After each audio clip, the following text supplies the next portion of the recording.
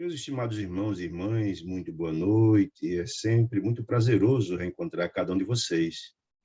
A gente dá continuidade a esse estudo tão cheio de informações, tão cheio de visões importantes. Tem alguém com o microfone aberto aí que puder fechar, eu agradeço, por não atrapalhar aí a explanação. Portanto, meus irmãos queridos, é tão bom encontrar vocês para a gente examinar essa obra cheia de informações. A obra A Vida no Mundo Espiritual, que veio à luz da humanidade pelas mãos santificadas do nosso Chico, através do benfeitor André Luiz. Estamos estudando a obra número 4 dessa maravilhosa coleção, denominada Obreiros da Vida Eterna. Hoje vamos estudar o capítulo 8, denominado Treva e Sofrimento, onde será abordado uma compreensão de como é a funcionalidade desses ambientes de tanta dor, de tanta angústia, né? Só lembrando que no capítulo passado a gente estudou o resgate de um irmão profundamente feliz, habitante desse sítio de dor, né? Esses ambientes chamados infernais, né? Ou trevais. Trata-se de Padre Domênico, né? E esse ser profundamente feliz, que reclamava as imprecações contra Deus, que se achava no direito de estar no céu, né? E desse extraordinário trabalho que fora feito, duas coisas são importantes que a gente destacar. O primeiro, que ao analisar o caso de Padre Domênico, a gente tem um perfil das criaturas que vivem nas regiões abismais, ou seja, não tem ninguém inocente. Aquele padre que abusou das suas funções, cometeu crimes terríveis, né? E a função da André Luiz contar a história de Padre Domênico é essa, para a gente entender que ninguém que está ali é inocente, todos cometeram gravíssimos crimes, né? Primeiro ponto. Segundo, é a questão da clarividência, um instrumento extraordinário, em que é muito útil na questão da doutrinação dos espíritos rudes, como o caso de Padre Domênico, porque lá, pela clarividência, se lê o livro da vida, ou seja, se derruba os argumentos de que ele é infeliz porque Deus assim o estabeleceu, não. Mostra toda a sua história, e foi importantíssimo para abrir os olhos de Padre Domênico, criando as condições de a mãezinha levá-lo à reencarnação. Feito isso, vamos começar a leitura e o estudo do capítulo 8. É um capítulo longo, infelizmente não vai dar para fazer aquele estudo ipsilitas, terá que ser uma leitura dinâmica, não é? Mas também relembrando que no meio da apresentação nós vamos dar um tempinho e alguém tiver alguma dúvida, a gente vai tirar as dúvidas, se for possível, e as outras dúvidas que porventura surjam no final da explanação, a gente volta a esclarecer, tá bom? Muito bem, então, começando o capítulo 8, Treva e Sofrimento, ao final daquela... Deixa eu voltar aqui um pouquinho, que eu acho que eu adiantei um pouquinho aqui. Pronto. Ao final daquele trabalho de resgate do Padre Domênico, a equipe capitaneada por Zenóbia, que é a diretora da Casa Transitória Fabiano de Cristo, e a equipe de André Luiz, capitaneada pelo irmão Jerônimo, puseram-se em marcha. Em marcha para onde? Retornando à Casa Transitória Fabiano de Cristo, que teria que passar obrigatoriamente pela região abismal, né? Aquele irmão fora assistido na região fora do abismo, estava voltando pelo mesmo local. E André Luiz dizendo que, voltando àquele ambiente, era um ambiente terrível, né, de trevas, porque nós sabemos que aquele ambiente de trevas terrível é fruto do pensamento de dor e de ignorância daquelas criaturas que ali vivem, né? Aí André Luiz que a sombra era espessa, era muito forte, né, muito densa, né? Ao divisar aquele recôncavo, aquela gruta que estava ali, aquele ambiente, aquele fosso gigante, né? Ele disse que eram comovedoras as frases que vinham de lá, daquelas criaturas, né? Alguns sofrendo profundas dores, e outros blasfemando, dizendo imprecações, reclamando, etc., muita agressividade, etc. Guardava a ideia de ser de um vastíssimo agrupamento de infelizes que se remexia naquele ambiente. Só que era tudo escuro, não dava para ver nada, né? Não dava para ver nada, mas ele tinha perfeitamente a ideia de aquele grupo que estava ali, aqueles gritos de onde vinha, se remexia aquele ambiente todo, né? Então, os impropérios, as agressividades, as blasfêmias, André disse que infundia receio no grupo, e era verdade, porque era tanta agressividade, mas, ao mesmo tempo, os gemidos e as dores dos que reclamavam de dor também condoía a alma de tanto pesar, de tanto sofrimento, ficava do coração dorido com aqueles pedidos de socorro, né? Mas André Luiz disse que o mesmo pensamento, o sentimento que ele tinha de receio, ao mesmo tempo de piedade com aquele grupo, o grupo também era análogo a esse sentimento, esse pensamento, né? Entretanto, a irmã Zenóbia, que coordenava o grupo, disse, olha, você precisa entender assim, que essas criaturas estão padecendo aqui profundamente, ninguém está à revelia de Deus nesse processo todo. Não, trabalhadores, muitos emissários de Deus, sempre visitam esse ambiente de dor e sofrimento, esses sítios, convocando esses prisioneiros da rebeldia que aqui se encontram, esses sofredores imensos, à renovação. Porque Deus assiste o homem pelo homem e os filhos de Deus também são assistidos, mesmo numa situação como essa, há sempre deles aqui. Mas boa parte deles, Zenobia, se retrai, tanto endurecimento que mesmo os apelos provenientes dos filhos da luz não sensibilizam seus corações. Mas todos são assistidos, quero dizer, muito bem. Né? Muito bem, então, lamentos, suplicam, mas para ouvir a coisa não é fácil. Às vezes, mesmo se a gente recolhe alguém contra a vontade dele, eles terminam voltando para cá. E alguns chateados, alegando violência, cor do gênero, disse ela. Por quê?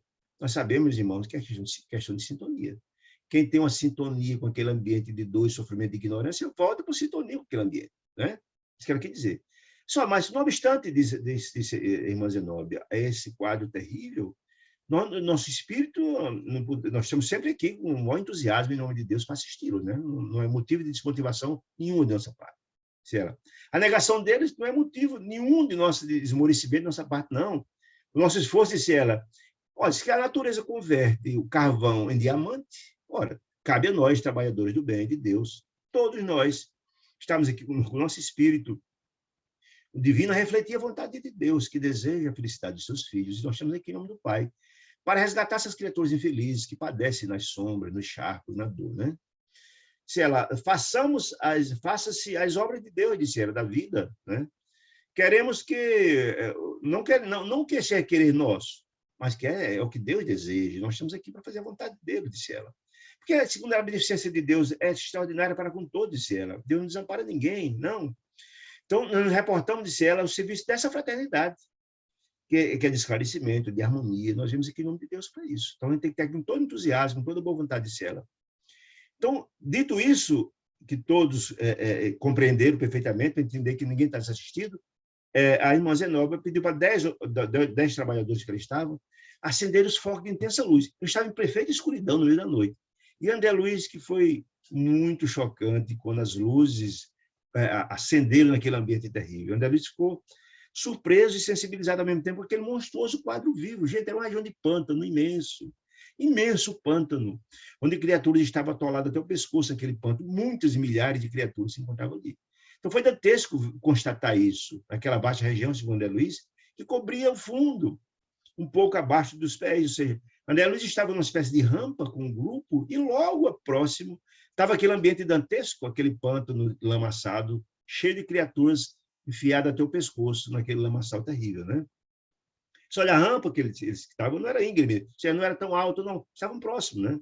Aquele imenso lamaçal. E face à claridade que se acendera, aquelas criaturas, então, começou a suplicar socorro. Porque eles, de repente, o sofrimento era tanto, que ao ver que tinham criaturas ali, começaram a pedir socorro. A angústia era muito grande, frases angustiosas, segundo André Luiz, de socorro, de lamentações, que doía a alma ouvir aquilo. Mas diz que nem todos pediam socorro, etc. Alguns diziam blasfêmias, ignorâncias, os mais ignorantes, né? Os mais agressivos, os que comandavam e coordenavam aquele ambiente terrível em nome das criaturas das sombras, né? Disse ele. Recomendou então Zenóbia, olha, o grupo que estava ali, que era cerca de 25 pessoas, que todos ficassem juntos, o grupo, porque dá um certo respeito, um certo temor, porque ali tem criaturas muito perigosas, as criaturas das sombras que têm o poder. Estavam misturados com os infelizes, tinham os sofredores, mas também tinha aquelas criaturas que comandavam aquele grupo de sofredores, profundamente agressivos, disse ela. Então, os adeptos da revolta estão ali em desespero. Mas é importante que a gente tenha uma função defensiva, porque eles têm poder, e é importante ter cautela, dizia a irmã Zenóbia. São pobres, disse ela, desequilibrados, que tentam induzir as suas situações de desarmonia que vivem, disse ela. Em seguida, pediu ao padre Hipólito, membro do grupo André Luiz, para levar uma palavra de alento, tentando a transformação daquele grupo de sofredores de Deus. Aquele grupo de sofredores estava ali. E então o padre Hipólito pegou o evangelho, pegou uma parte do evangelho de Lucas, uma parábola, aquela famosa parábola do rico que se vestia de púrpura, ou seja, de nobreza, que tinha uma existência regalada, ou seja, cheia de confortos, etc. E também o mendigo chaguento, que era Lázaro, aquela famosa passagem do rico e de Lázaro, que batia a sua porta em busca das migalhas, do pão que caía da mesa do rico. porque tinha um corpo coberto de chagas e precisava do socorro daquele irmão, mas que era rico, que era insensível e não se incomodava com o sofrimento de Lázaro, né? Muito bem. Pronunciou, então, leu, o padre Hipólito leu em voz alta, tentando tocar o coração daquelas criaturas sofredoras. Leu todos os versículos, etc. Todos ouviram em silêncio. Então, ele concluiu com a seguinte frase, né? Com a seguinte sentença: lembra-te de que recebeste os teus bens na vida, na terra. Porque, na verdade, essa informação do Lázaro é interessante, que eles foram, desencarnaram ambos. E Lázaro estava na posição ao lado de Abraão.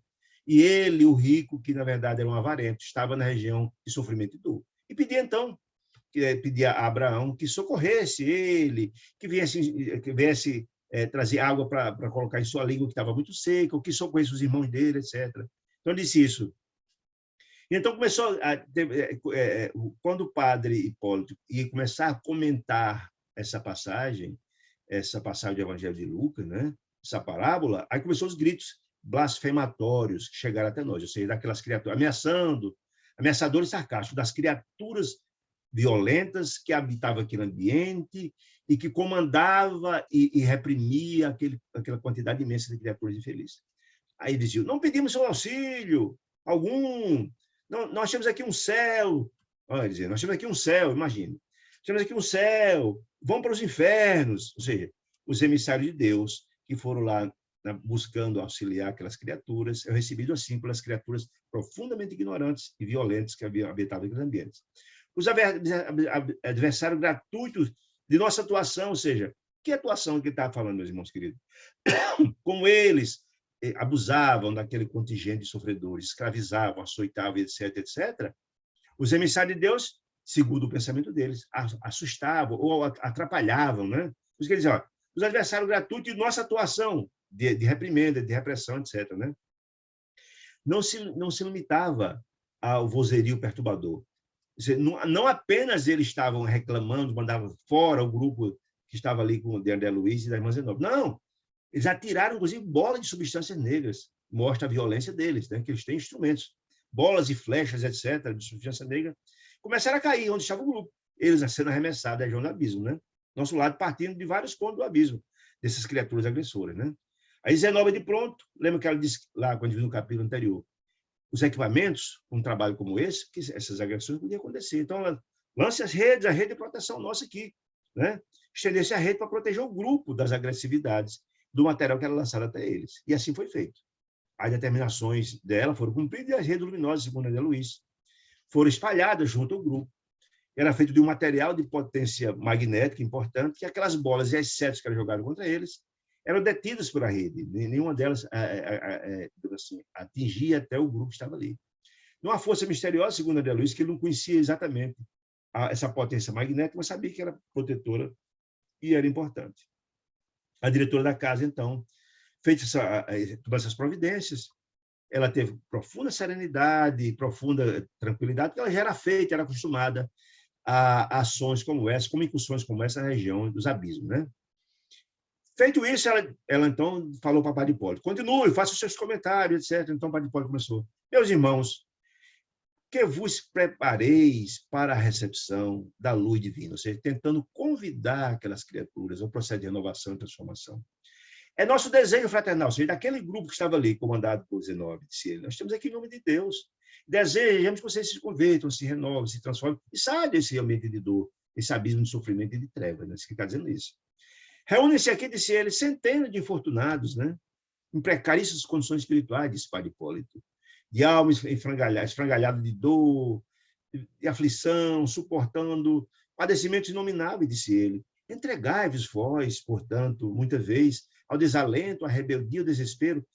Feito isso, essas frases iniciais, o padre Hipólito fez um diagnóstico daquele grupo que ela estava, de sofredores profundos, de angústia e sofrimento, né? Estava convidando-os a renovar, a se transformar, né? Em nome de Deus, eles eram portadores dessa mensagem suprema. Perturbado e desdizer as vossas mentes, falando para aquele grupo que estava ali nos charcos, mergulhado, né? A vossa mente, que não sabe se não fabricar pensamentos de angústia destruidora, ou seja, não há nenhum pensamento de harmonia, de equilíbrio. O tempo todo só se pensa no mal, só se pratica o mal, só se vislumbra o mal E esse pensamento coletivado no mal gera aquelas terríveis, aquele ambiente terrível de desconforto, etc., né? Disse ele. Alegais, disse ele, vocês que foram deserdados, que as forças de Deus divinas esqueceram vocês aqui, nesse fundo de trevas. Mas não, meus irmãos, que disse ele, transformai-vos gradativamente e naturalmente, vocês, pela prática reiterada do mal, disse Padre Hipólito, em perigoso gênio das sombras do mal. De tanto pensar e praticar o mal, vocês vão transformando em criaturas piores ainda, disse ele. Personificando, disse Padre Hipólito, em figuras diabólicas e assediando indistintamente as obras edificantes dos mensageiros do Pai. Ou seja, vocês, além de estar se transformando em criaturas profundamente violentas, vocês ainda atacam os emissários de Deus, que vêm esse sítio de dor e sofrimento, essas regiões abismais, em nome do Pai, socorrer os infelizes. É isso que ele está dizendo. Então, está falando daquelas criaturas, convidando-os a mudar, a transformar-se. Aí disse ele, cruéis perversões inferiores modificam-vos o aspecto fisionômico. Então, está dizendo Padre Hipólito que aquelas criaturas, de tanto pensar, de vivenciar e a prática do mal, transforma gradativamente as suas fisionomias. Nós sabemos, meus irmãos queridos, que o perispírito, que é a roupagem do espírito, é um material eminentemente plástico, amoldável, transformável. E, na verdade, o que o coração estabelece, e de onde parte o coração, esses sentimentos, aquelas feições podem ser cada vez mais belas, mais delgadas e belas, se vier desse coração sentimentos do bem, de amor, todas as informações das criaturas, dos espíritos mais elevados, é de beleza, é de serenidade, de amor. Mas aquele espírito só pensa no mal, no crime, etc., que vem do coração de sentimentos infelizes, transforma suas faces. As narrativas são muitas nas obras espíritas. Quanto o espírito é mais infeliz, mais embrutecido, mas as suas faces são muito monstruosas, porque elas retratam o que tem no coração daquelas criaturas. Por isso que ele fala aqui dessas modificações fisionômicas, o Padre Hipólito constata isso, para que eles tenham compreensão efetivamente desse fato. Disse ele, não mais vos assemelheis às criaturas humanas que foste, quando estava encarnado na outra reunião, segundo ele. Repleta de dons divinos, quando estavam encarnados. E sim, a imagem viva das regiões infernais. Ou seja, as regiões infernais estão lotadas de criaturas com essas mesmas faces horrorosas e monstruosas, porque são criaturas que têm ainda no coração grande quantidade de infortúnio, de dor e de sofrimento. Cometeram graves erros, né? Infundindo compaixão, disse ele, nos bons, que ficam com compaixão por aquelas criaturas infortunadas, mas receio nos tímidos, ou seja, naquelas criaturas também felizes, que têm medo das criaturas quanto mais brutalizadas, mas medo, disse ele, né? Na lastimável posição, disse Padre Hipólito, são autênticos demônios da perversidade e do crime. Ou seja, ele está dizendo isso para que, na verdade, as criaturas estão vindo, tivesse efetivamente compreensão de que eles estavam nessa situação. Ou seja, vocês podem mudar, é isso que ele quer dizer. Demônio de perversidade e crime, disse ele. Desgastado na dor, que tem as faces completamente alteradas, disse ele. Entretanto, sois vocês, nossos irmãos infelizes. Ou seja, não obstante esse fato, não obstante esse ambiente dantesco, disse Padre Hipólito, mas vocês são os irmãos, são filhos de Deus, mas são mais infelizes, aleijados do sentimento, ou seja, não conseguem ainda ter nenhum sentimento de harmonia, de paz, né? E do raciocínio, disse ele, perdidos no doloroso deserto da ignorância. Não por falta, disse ele, se não estão nessa situação por falta da providência de Deus celestial, não, muito pelo contrário, mas pela própria imprevidência, ou seja, pelos próprios erros que vocês estão colhendo nada mais do que vocês plantaram, disse ele. Ou seja, tudo isso aqui é fruto do que vocês mesmos fizeram, disse ele, né? No descaso com que recebesse na terra todas as oportunidades de ascensão, a esfera superior. Ou seja, todos nós recebemos o mesmo quantum de Deus, o mesmo amor de Deus, entretanto. Se a gente ignora os apelos da divindade, todas as bênçãos e assistência de Deus, e dá mais ouvido às criaturas infelizes, nós vamos gradativamente criando sintonia com essas criaturas. E praticamos isso não por falta de amor de Deus, por falta de assistência de Deus, não, mas que foi uma escolha nossa de unirmos ao mal, às sombras. Isso quer dizer isso, né? A dizer, por mais que nos expulseis, ou seja, por mais que eles, os emissários de Deus, vão àqueles ambientes e serem expulsos, diz eles, por mais que nos expulseis de nossas congregações, de sofrimento, nunca cessará, disse ele, nunca cessará para convosco, ou seja, para com aquelas criaturas felizes, nossa sincera comiseração. Ou seja, nunca Deus vai deixar de enviar os seus emissários de amor para assistir aqueles filhos de Deus que estão numa situação tão dramática. Assistindo a Deus acontecerá sempre, isso que ele quer dizer. Deixando muito claro que estão ali em nome do Pai para resgatá-los, para transformá-los, convidando a proceder diferente, né? Disse ele. E visitaremos a paisagem sinistra do abismo sempre, quantas vezes forem necessárias, porque Deus não desiste nenhum de seus filhos. Por mais que tenham cometido terríveis, graves erros e crimes, Deus está sempre estendendo a mão a seus filhos em qualquer esfera. A assistência de Deus chega a todos, porque ele faz chover entre os bons e os maus, os justos e os injustos, como diz o Espírito de Verdade no capítulo 4 do Evangelho. Né? Então, a assistência de Deus nunca, jamais faltará, disse ele. Né? Nunca nos cansaremos de proclamar a misericórdia excelsa de Deus. Né? E jamais se imobiliza nossas mãos fraternas, imobilizar nossas mãos fraternas, no sublime serviço da semeadura do bem, da verdade, em nome do Pai. Ou seja, o trabalho de Deus continuamente acontecerá nesses sítios, mesmo com as agressividades, mesmo com a receptividade profundamente infeliz, como está acontecendo ali. As palavras injuriosas, disse ele, que ouvimos, as blasfêmias, etc., as imprecações, disse ele, antes desapareceram pouco a pouco. Ou seja, depois que Padre Hipólito fez esse, digamos assim, esse diagnóstico de como é a vida deles, tocou o coração de muitos. Aquelas imprecações de então deram uma cessada. A franqueza de Hipólito triunfaram, ou seja, conseguiu tocar o coração de muitos, disse André Luiz, né?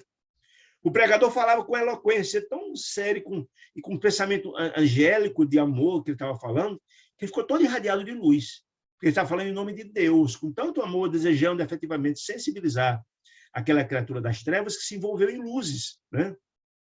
Então, houve um respeitoso silêncio daquele que estava em profunda situação de sofrimento. E, em face disso, continuou para Hipólito na sua pregação. Dominavam-os a inveja, disse ele, e o despeito, a maldade, o sarcasmo, quando não permaneceis aniquilados de supremo terror. Ou seja, dominavam-nos eles, a inveja, a maldade, o despeito, o sarcasmo, disse ele, dessa situação, quando não permaneceis aniquilados de supremo terror. Aquela turma que estava ali, né? Emitir, disse ele, desordenadas paixões, entre coros de ironia e lágrimas. Ou seja, houve uma receptividade importante da fala de Padre Hipólito. Quase todos, disse ele, recebiam o nosso amoroso concurso, quase todos, reagindo impenitentes, ou seja, sensibilizou-se o coração daquelas criaturas. Eles viram ali, efetivamente, os emissários de Deus que vinham assisti-los. Acreditavam eles, essas criaturas, já que estavam iluminados. Porque aquele abismo, gente, era coberto de sombras no meio da noite. E aquelas luzes se abriram e, de repente, o padre estava falando cheio de luzes, não só da luz artificial, mas dele próprio, diante da explanação que fazia. Né? Acreditavam, boa parte daqueles que estavam ali, que somos agraciados de favores indébitos. Sim, como nós dizendo. Acreditai você, disse ele, o padre Hipólito, que nós, emissários de Deus, somos agraciados de favores indébitos, ou seja, que somos favoritos de Deus, ele está dizendo isso, que somos prediletos do céu, como se houvesse parcialidade de Deus, quer dizer isso, e afirmais levianamente muito de privilégio gratuito que nos felicitam a vida, ou seja, disse Padre Hipólito, vocês acreditam então que nós somos privilegiados, como se Deus fosse parcial. Isso não é verdade, quer dizer isso, né? Meus amigos, disse ele, não vos falará, porventura, a inteligência da justiça indefectível, ou seja, que não muda, que é toda a vida, ou seja, será que vocês não caíram na realidade que vocês estão aqui colhendo o que plantam? É isso que diz Padre Hipólito. Nós não somos aqui nenhum beneficiário dos céus, não recebemos nenhum benefício indevido, não. Se nós aqui estamos numa condição diferente de vocês, é porque nós agimos diferentemente de vocês, né? Disse ele. Somos também, disse ele, trabalhadores, a longa distância da última vitória sobre nós mesmos. Seja, nós estamos longe da perfeição, disse ele. Encontramos-nos, igualmente, no carreiro da redenção. Ou seja, disse Padre Hipólito, a lei é para todos, a lei é uma só para todos. Entretanto, aqueles que praticam o mal, que plantam má semente, colherão o mal. Aqueles que plantam a boa semente, que trabalham o seu coração no campo do bem, colherão o bem. Isso que está a dizer. Deixar claro aquelas criaturas que estavam ali, que ninguém é privilegiado. Eles que estavam ali em nome de Deus não é privilegiado de coisa nenhuma. Eles conquistaram a luz que estava ali, estavam colocado estava em nome de Deus, repartindo com eles um pouco disso. Trabalhamos, disse ele, Padre Paulo, trabalhamos nós, lutamos, choramos e sofremos também. Apenas diverge, disse ele, entre nós e vocês. Diverge, de algum modo, a nossa posição, a nossa posição da vossa. Porquanto nós, outros nós que estamos aqui falando, de Padre Paulo, que vos dirigimos a palavra, tranquila e fraterna, já iniciamos um luminoso aprendizado e o reconhecimento de Deus, nosso Pai Todo-Poderoso. E vocês continuam ainda negando tudo isso, né? Justiça e misericórdia. Agradecemos, disse ele, Padre Paulo, a Cristo, o divino intermediário de Deus. Esse seja o trabalho. Trabalho em nome de Deus, que aqui estamos. Estendendo a mão fraterna em nome do Pai até vocês, disse ele, né? Também, olha, também sentimos saudades do lar, disse ele, que deixamos na última encarnação, disse ele, terreno, e dos brandos elos afetivos que nós temos, disse ele, agora muito distantes, experimentando como vós, que estão aqui, disse ele, o vivo desejo de regressar ao passado, disse ele, a fim de retificar os caminhos percorridos, ou seja, eles têm compreensões já disso, têm as saudades, mas eles sabem que, na verdade, esse processo de renovação pressupõe a capacidade de perdoar, de se renovar, né? Disse ele. Também tem saudades. De modo, procuremos aqueles que nos testemunham, disse ele. Nós procuramos aqueles que nos testemunham o amor, a fim de beijar suas mãos e pedir-lhes aquecimento de nossa fraqueza. Ele está dizendo que o grupo que ele representa, Padre Hipólito, o que diferencia deles é que entende a grandeza de Deus, que reconhece os seus erros, que tem saudades como ele das questões do lar. Mas eles, para poder ter o mesmo, para trilhar o mesmo caminho, precisam se renovar, isso que ele está querendo dizer. Possuímos, todavia, a felicidade, disse ele, olha o que ele fala, a felicidade de compreender a extensão de nossos débitos, que aquele grupo não, acha que está certo. Ele não admite. O grande processo, meus irmãos queridos, de mudança se dá a partir do momento que a gente identifica os nossos erros. Na hora que a gente compreende o nosso próprio erro e começa a lutar para errar menos, o processo de redenção começa ali. Então, o Padre pode dizer, nós atingimos esse processo, admitimos a bondade de Deus, já vimos a extensão dos nossos débitos, nossos erros, e lutamos para seguir o caminho redentor, disse ele. Penetramos na interpretação da parábola, o Padre Paulo começou a falar, então, qual de nós que ali estava fora do charco e lá dentro, qual de nós não terá sido no mundo aquele rico, vestido de púrpura e linho, disse ele, finíssimo, nos ensinamentos do mestre. Exibimos a roupa vistosa e brilhante do seu egoísmo. Está dizendo que todos nós já tivemos, se não somos agora, mas já passamos pelo mesmo processo. Estamos em fase de renovação. Que já tivemos passados em que tivemos tudo, todas as bênçãos, e esquecemos, fizemos o vídeo de mercador, as dores alheias, quer dizer isso. Ferindo observações de nossos semelhantes. Todos nós temos possibilidade de assistir os outros, ignoramos, quer dizer isso, né? E vivendo o benefício ensejado da permanência nos ciclos carnais, disse ele, regalada, ou seja, premiada e esplendidamente. Disse, todos nós, disse Padre Hipólito, que nos associamos nessa paisagem de dor, todos, disse ele, tivemos em nosso derredor, nas encarnações outras, né? Criaturas que nos procuraram, os mendigos de socorro e afeto, disse ele, espiritual, mostrando-nos em vão as chagas, quer seja do corpo, quer seja da alma, da necessidade, disse ele. Chamavam-se essas criaturas mendigos de afeto, de familiares, de parentes, de companheiros da luta, ou de irmãos de humanidade, meus irmãos. Todos nós, essas criaturas se achegam a nós. É o menino do sinal, é aquela pessoa que nos pede uma esmola na rua, é um familiar que está em situação complicada, é um doente que busca o nosso socorro no hospital, é a criança que está desvalida no orfanato, está dizendo isso. Todos nós recebemos o chamado de Deus, né? Nós fizemos o vídeo de mercadores, quer dizer isso, né? É isso que ele está querendo dizer. Eram filhos, disse ele, famintos. De quê? De orientação, ou de alimento do corpo, de orientação. Eram os filhos, nossos filhos, pedindo orientação, a gente negou. Era o pais nossos, que precisavam de carinho, a gente negou. Eram viandantes do caminho evolutivo, que pediam auxílio, que com a natureza material ou outro, que improficuamente se aproximavam de nós, mas não tinha êxito, não sensibilidade nos nossos corações, implorando algo de conforto, de reconforto, disse ele. E alegria. Mas, em geral, disse ele, lembramos-nos sempre tarde de suas feridas inferiores, disse ele.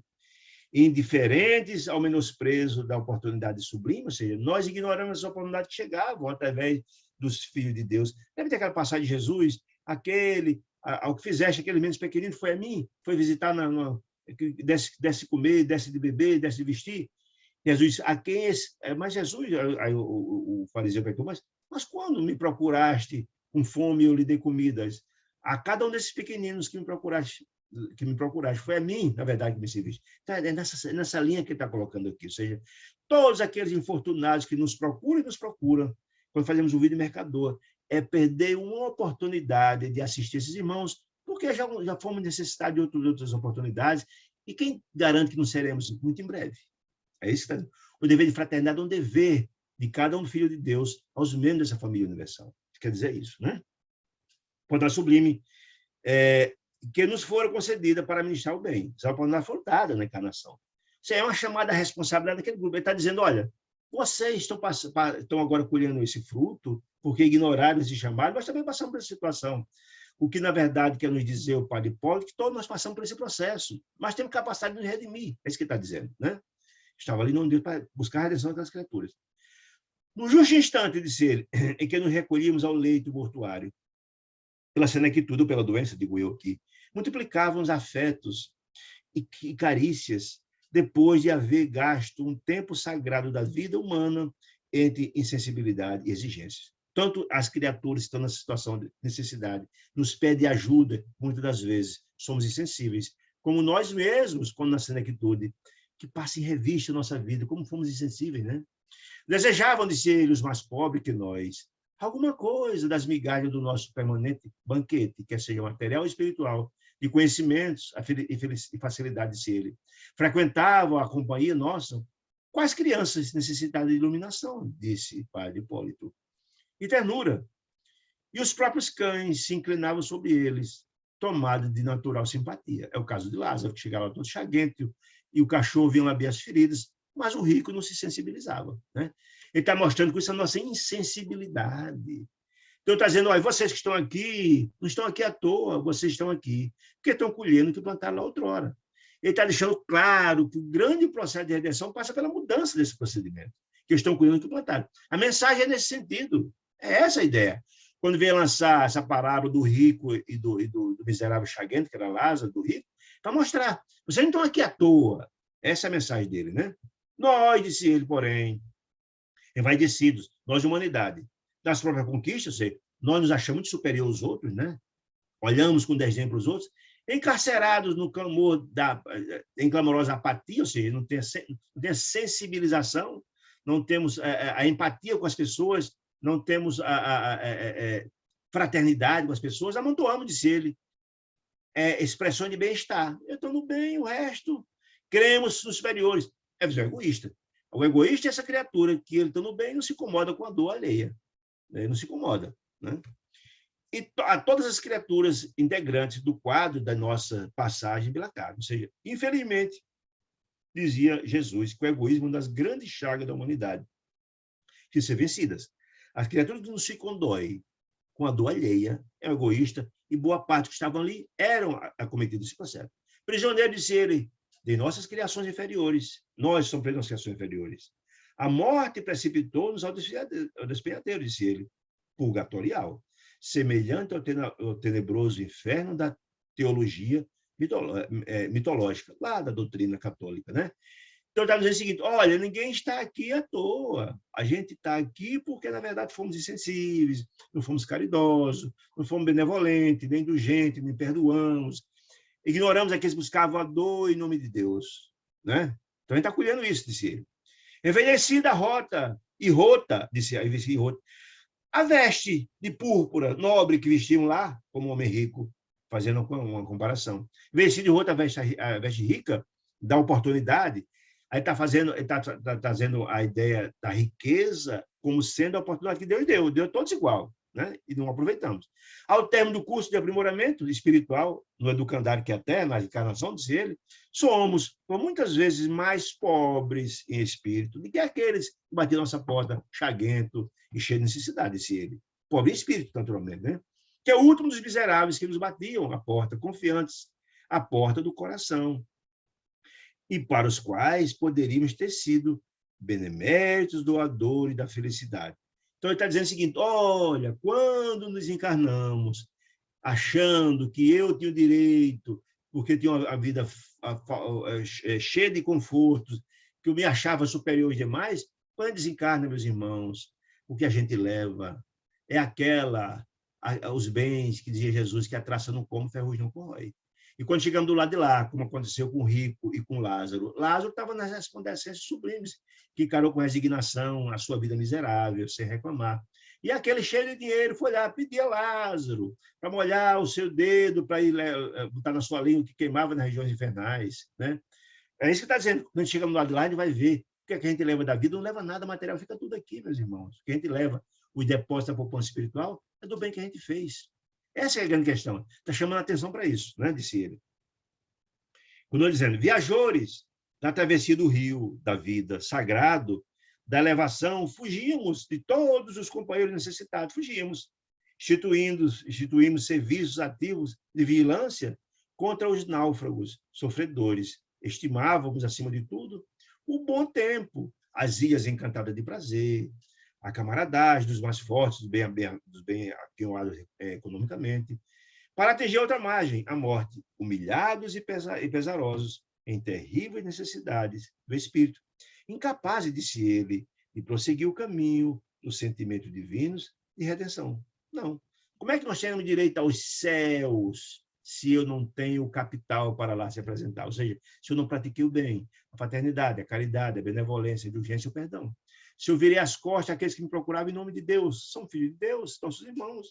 E se a gente ignora tudo isso, a gente chega no mundo lá de lá, no mundo espiritual, pobre, porque os bens materiais é que ficam. Se eu não tenho as ações proativas no campo do bem, chego lá do outro lado, na qualidade de indigente espiritual, assim podemos dizer. Muito bem. Sejamos razoáveis, meus irmãos. Ou seja, é preciso que vocês compreendam isso. Vocês não estão aqui porque Deus ignorou vocês, que Deus não é Pai misericordioso. Não. Sejam razoáveis, meus irmãos, reconhecendo que esse inferno é a construção mental de nós mesmos. Ou seja, tudo que ali está, lembra que o sentimento coletivado de infelicidade gera infelicidade? Aqueles ambientes escuros são fruto dos sentimentos dolorosos. Você só pensa em dor, em miséria, em agressividade. Tudo que está ali, aquele ambiente de dores, são construídos por isso. Os remorsos, as culpas, etc, etc. O estacionamento, segundo ele, após esforço destrutivo, destrutivo, porque não cultivamos o bem, estabelece clima propício aos fantasmas, a sintonia. Nós somos atraídos, por isso que, quando lá atrás, quando a nossa Zenóbia falou que quando eram levados alguém contra a vontade para a casa transitória Fabiana de Cristo, eles voltavam para lá, porque tem sintonia para o ambiente de sofrimento e de angústia. Não se renovam. Então, ele está dizendo o seguinte, o estacionamento, após esse esforço destrutivo, estabelece clima propício aos fantasmas, das criações, dos remorsos, de toda sorte, disse ele. Fantasma que tortura nossa mente, as culpas, do mal que a gente fez, do bem que a gente não fez, que o gerou. Todo aquele mal feito, a nossa mente culpada cobra a conta, chegando ao outro lado, torturado pela nossa própria mente, levando a pesadelos cruéis. Toda a imagem do mal que a gente fez estão lá passando o tempo todo na nossa mente. Cavamos poços abismais, disse ele, de padecimentos torturantes, pela intensidade do remorso de nossas misérias íntimas, ou seja, todo o mal que fizemos está em nossos corações, em nossas mentes. E é isso que nos atormenta. Chegaremos um momento que rogamos a Deus, desde que começamos a renovar-se. Só se mantém na região abismal enquanto estamos ainda com aquele sentimento. Quando começar a se transformar, a se renovar, Deus leva as criaturas à renovação, como foi com o Padre Domênico, que estamos no capítulo passado. Né? Arquitetamos penitenciárias, disse ele, sombrias, com a negação voluntária, disse ele, ante os benefícios da Previdência. Desertos calcinantes de ódio e malquerenças estendem-se aos nossos pés, seguindo-se as jornadas vazias de tristeza e de desconsolo supremo. Ou seja, tudo isso que está ali, aquele ambiente de dor, for exatamente plantado por eles. Tudo ali está retratando todas as infelicidades daquelas criaturas que estão no abismo. Vivenciaram tudo isso, estão no coração com esses sentimentos, está passando o tempo todo em suas mentes. Você só pensa em coisa ruim, coisa negativa, em violência, estão lá reproduzindo essa violência. Não consegue vencer essa barreira, enquanto não desejarem fazer suas reformas íntimas, se transformarem. E é isso que a equipe de Zenóbia está ali, concitando-os, tentando abrir os olhos e os corações daquelas criaturas, para começar o processo de renovação, criando as condições para serem retirados do abismo. Essa é a missão dele. Muito bem. Continuo dizendo. Semelhamos-nos a duendes vagabundos da inquietação, disse ele, em plena amargura das formas, pela dificuldade quase invencível da aquisição de recursos para o que devemos vir a ser. Ou seja, se a gente não modificar essa psicosfera de sentimentos infelizes, como é que nós vamos adquirir os recursos para seguirmos em frente? Para a transformação. Lembremos que todos somos filhos de Deus e que Deus deseja a felicidade de seus filhos. Mas isso é a questão da meritocracia. Se eu não desejo mudar, se eu não desejo me transformar para seguir meu caminho em frente, eu vou continuar ali atolado num lamaçal da vida inteira. Se eu não desejo renovar meu coração para vislumbrar a felicidade que tem que ser conquistada, eu vou continuar ali. É isso que estão chamando a atenção, tocando a alma daquelas criaturas. O desejo é esse. De um lado, de ser a falência gritante. Do outro, o desafio da vida eterna. Ou seja, de um lado está a falência, eles estão falidos ali, por só cultivar sentimento infeliz. Do lado do desafio da vida eterna, da felicidade que Deus promete. Mas é preciso que acordem para. Como o rico infeliz, disse ele na parábola, todavia, sabemos que muitas de nossas vítimas, que negamos a assistência no passado, de outro tempo, escalam altas posições no campo hierárquico da eternidade. Ou seja, eles, como Lázaro, que estavam no píncaro do seu processo evolutivo, porque teve procedimentos em harmonia, renovação, resignação do que fora, né? Ele, o rico, chegou numa situação miserável espiritualmente e Lázaro estava em cima. Muitas entidades predicamos estão em situação muito melhor que muitos daqueles mendigos do caminho, disse ele, de carinho que nós encontramos na estrada humana, que foram conduzidos a fontes maravilhosas de sabedoria e de inesgotável amor.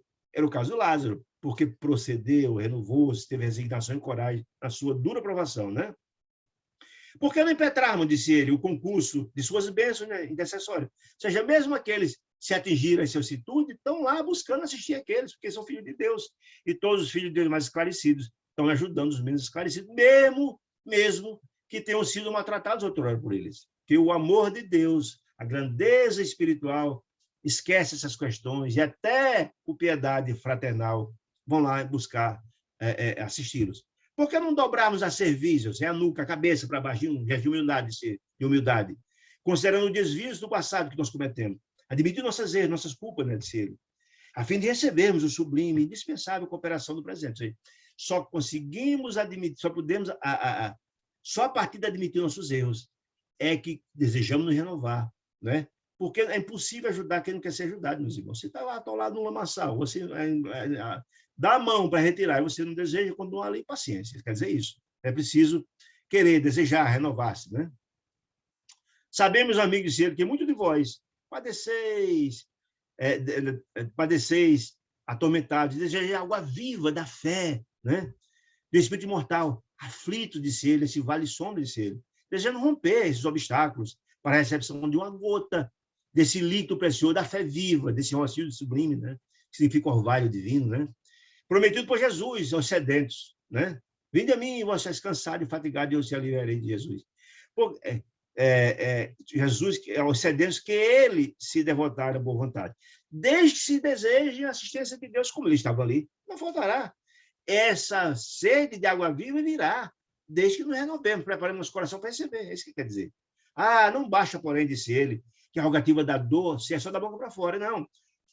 O orvalho sublime, esse rocio sublime divino, disse ele, refere o coração dorido e dilacerado, urge renovar-se o vaso receptivo, o espírito. Se a gente não renovar nosso espírito para receber as bênçãos de Deus caem o tempo todo do nosso lado, meus irmãos.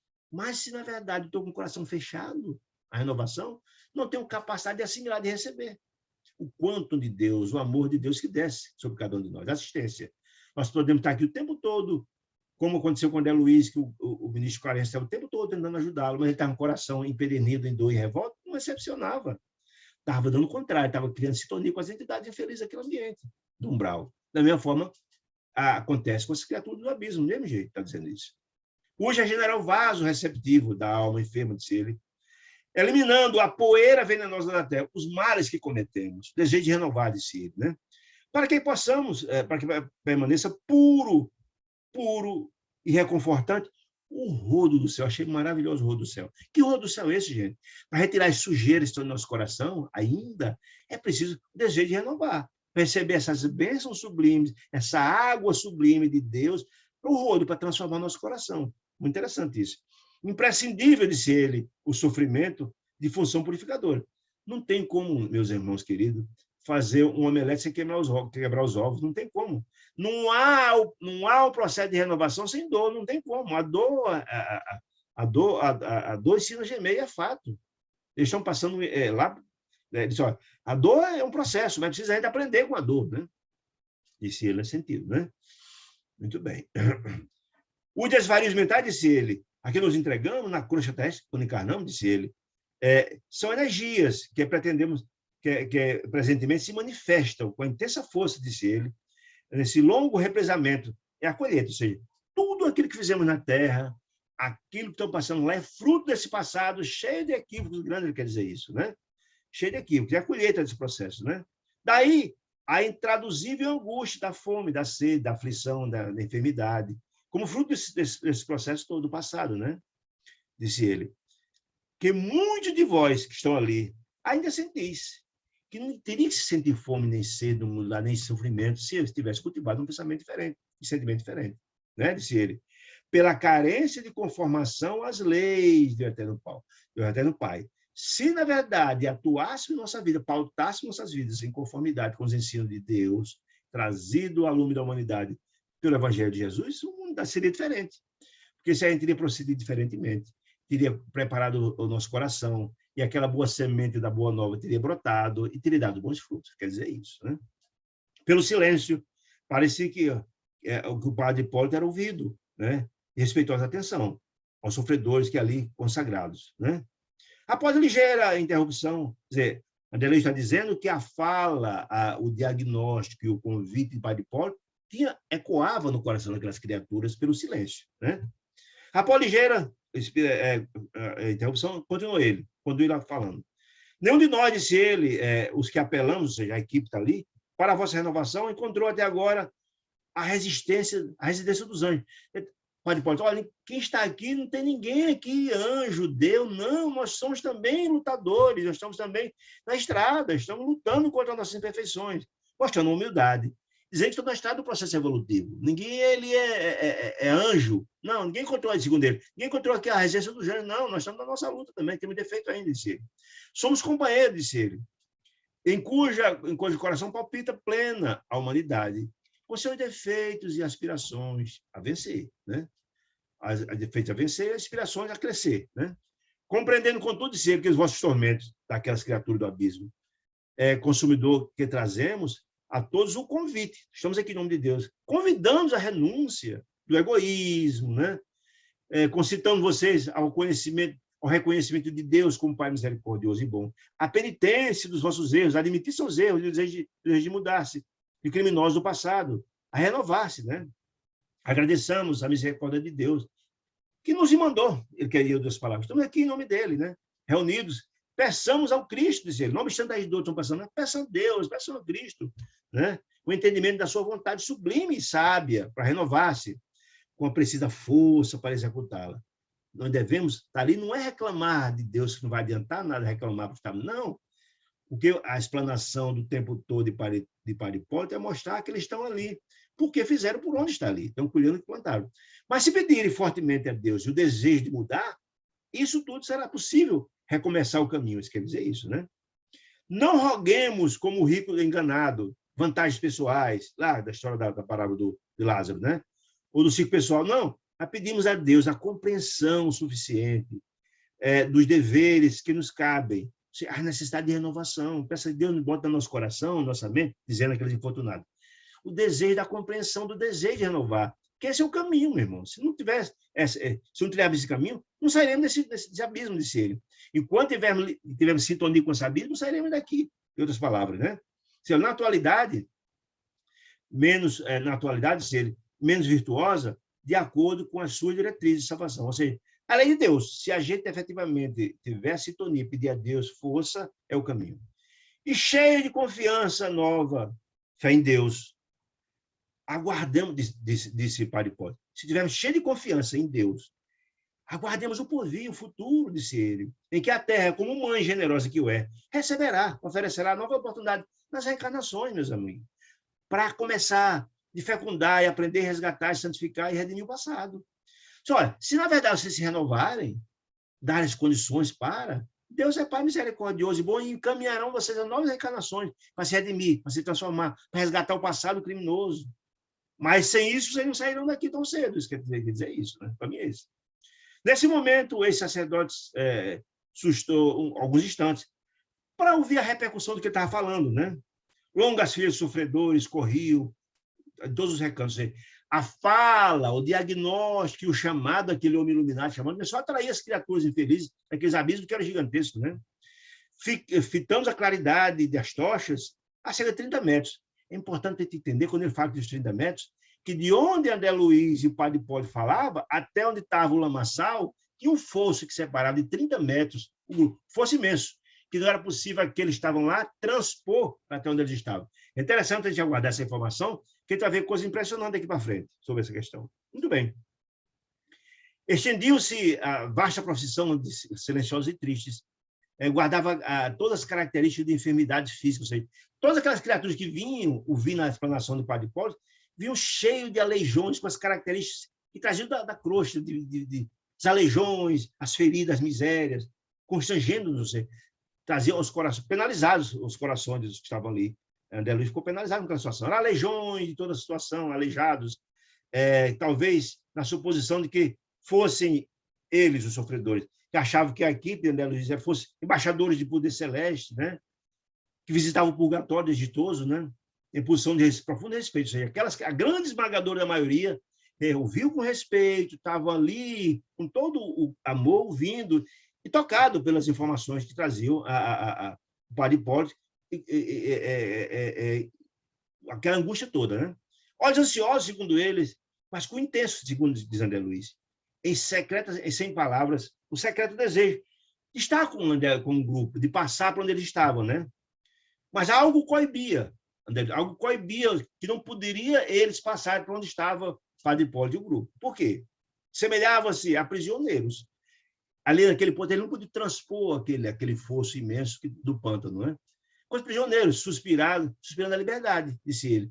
Era o que André Luiz sentia naqueles corações, naqueles olhos, pedindo socorro. Por que não ocorria o nosso encontro? Porque não vinha o nosso encontro. André Luiz ficou intrigado. Por que não vinha o nosso encontro, já que estavam ali admirados e tal? Uns se ajoelhavam diante de nós, reconhecendo e ensinar o conhecimento de Deus, sincero de Deus. Desejando penetrar nas causas daquela imobilidade, André Luiz, mas depois André Luiz entendeu. Entre a multidão de sofredores, compacta, e nós, o grupo que André Luiz se encontrava, cavaram profundo fosso. Era uma forma de prendê-los lá, pelas entidades infelizes. Onde surgiu possibilidade de transposição mais fácil, ou seja, onde era menos mais estreito, onde estavam eles, reuniram esse pequeno grupo de entidades de sinistra expressão fisionômica. Eram os guardas, as criaturas infernais, que não permitiam aqueles seres sofredores escapar daquela região. Coisa terrível, né? Não podia abrigar qualquer dúvida, disse André Luiz. Aqueles rostos agressivos e duros dos guardas, das criaturas infelizes, sustentavam severa vigilância. Que faziam ali esses verdugos, esses algozes, disse André Luiz? Eles estavam ali dirigidos por potências vingadoras, infelizes, das trevas, ou estavam por conta própria, né? Por desvario da mente, das mentes em desequilíbrio. André Luiz ficou perguntando isso. Recordei de André Luiz as lendas dos infernos da teologia católica romana. Da fogueira ardente de Satã, se comprazia em torturar as almas, lembrando a história dos infernos da doutrina católica, né? Seria bem mais bela as imagens trazidas pela teologia dos infernos do que aquela que estava vendo de lama e treva, de sofrimento e vício. Imagine como o ambiente era dantesco. Segundo ele, as imagens dos infernos eram, em tese, mais felizes do que aquele, que o ambiente era terrível, né? Disse ele. Muito bem, mas o momento não era para indagações, para divagações, ele precisava contribuir com o que estava acontecendo. Prolongando-se a pausa do padre Hipólito, uma criatura de rosto patibular, feio, horrível, gritou, em gesto odioso, disse: não pedimos excesso de salvação, fujam daqui, bastou bastou isolada manifestação dessa criatura das trevas, que outras expressões desagradáveis explodissem, ou seja, os outros criaturas que domavam aquele ambiente, né? Começaram a reclamar. Não desejamos redimir coisa alguma, nada devemos, interessa-nos o culto sistemático ao ódio. Olha que coisa terrível, que fala horrível. Interessamos o culto sistemático do ódio, a revolta contra os deuses insensíveis. Por que ele chama, os irmãos queridos, de deuses insensíveis? Deuses insensíveis, na visão deles, é que privilegiariam aqueles outros que eram privilegiados, preferidos de Deus, e eles eram ignorados. É aquela velha mentalidade de que efetivamente estavam nos infernos por culpa de Deus e não dos males que fizeram, né? Então, olha, não, nós queremos, disse ele, a revolta dos deuses insensíveis, o movimento de resistência aqui, a repugnante aristocracia espiritual. Vocês estão dizendo que aquelas criaturas que estão lá, mas para a aristocracia eram privilegiados. O tempo todo existe a mesma ideia. Como o padre Domênico, lá naquele capítulo passado, também se achava injustiçado. Se achava injustiçado. E os outros eram privilegiados de Deus. Mesma coisa está dizendo aqui. Morram, disseram os pregoeiros da virtude santificada. Caiam os oportunistas de além-túmulo, então aqueles oportunistas, né? Viva o nosso movimento de destruição contra a velha ordem, disse ele. De senhores escravos, é coisa louca. Depois das ruínas, disse ele, edificamos o nosso mundo, naqueles infernos, imagina. Um homem surto, ou seja, todo cabelo desgrenhado, de todas as particularidades de um gigante, também avançou até a borda do fosso, por outro lado, fazendo gesto de provocação e bradando, dizendo, falando alto. Calou-se o realejo do padre, o padre calou-se com as mesmas histórias, sem fundamento, riu-se ele diabolicamente de São Luís, né? Perdem tempo, disse ele, estão redondamente enganados. Aqui também nós temos programas nessas regiões, nós sabemos o que queremos. Onde está o Deus de vocês que nos prometeram? Tem, porventura, o mapa do céu? Olha, fazendo ironia, né? Nossos ídolos, disse ele, agora estão quebrados. Ídolos que ele está falando, os deuses, é aquela velha mentalidade antigamente dos deuses em forma de pessoas, lá da mitologia grega, etc., né? Somos filhos do desespero, disse ele, tentando reorganizar a vida no deserto que nos defronta, disse ele. Voltaremos à casa da ingenuidade primitiva, acreditar nas mentiras religiosas, disse ele, em que remota região se compra, olha, a ideia de que, na verdade, o privilégio compra a beneficência divina, que não se condói com as nossas necessidades, ou seja, eles transferem os seus males, suas dores, seus sofrimentos aos outros, como fosse dos outros, né? Declara-se felizes, disse ele, proclamam compaixão de um pai que não conhecemos. Viram-se por acaso alguma vez esse Deus? E foi uma gargalhada estentórica, né, e tal, nas outras palavras. E revelando a forte impressão do padre Hipólito, respondeu aquelas imprecações, o padre Hipólito disse, meu amigo, o conhecimento da divindade e o roteiro celeste está dentro de cada um de nós. Por que audácia, disse ele, absurdo aguardar plena e pronta identificação da nossa natureza, a egressa, a irracionalidade. Em dias tão curtos, com a plenitude de Deus. Como é que vocês vão imaginar que alguém vai ascender até Deus numa reencarnação só? Não, esse é um processo, sério. O Deus buscamos através da transformação dos nossos corações. Não é assim, não é? A natureza não dá saltos, é o que quer dizer com isso, né? Como ombrear de ser o batráquios, sapos, etc., são batráquios? Com o sol, sublime, iluminado. Um Deus com as criaturas iniciais do processo evolutivo, quer dizer isso? Como, né? Disse ele. Em verdade, as religiões antropomórficas, ou seja, aquelas religiões politeístas que tinham os deuses como se fossem pessoas, era Deus em forma de pessoa, aquele velhinho, etc., como está a mitologia na crosta, disse ele, como a mitologia grega, romana, etc., etc., envenenaram a mente, disse ele, disse o padre Hipólito, estilando falsa concepção de Deus, como se fossem pessoas, Deus fosse vocês, não como ser sublime, né? Não podemos também culpá-los por isso, né? Por conta a estagnação, a parada espiritual de cada um de nós. Nada justifica algo para não nos renovarmos, quer dizer isso, nos transformarmos gradativamente. Quanto ao discípulo, disse ele, quanto os discípulos, ou seja, aqueles seguidores do bem de Deus, se integrarem de mente e cérebro no coração renovado do Evangelho, quando a gente adentrar o Evangelho e colocar o Evangelho em nossos corações, o Evangelho de Jesus, essa negativa de Deus não tem sentido, porque você começa a ter contato com as bênçãos de Deus, compreender a felicidade, compreender o bem, a fraternidade, né? O dogma que é horrível, né? Constitui um desafio e castigo, disse ele. O dogma de céu e inferno, como o céu, aquele céu que nós da doutrina católica, onde todo mundo é egoísta, que ninguém se incomoda com ninguém, ou um céu onde só existe o inferno eterno. São dogmas, não há explicação para isso, né? Esses dogmas, infelizmente, não ajudam a transformação, a renovação do homem, não esclarece, quer dizer isso. Desafio a inteligência, esses dogmas, desafiam a inteligência investigadora e construtiva, você não começa a enxergar nada além daqueles dogmas que não faz pensar, né? Para que se dilate uma noção do universo infinito, o castigo às mentes ociosas, e é um castigo, ao mesmo tempo, disse ele, que é um desafio, também é um castigo.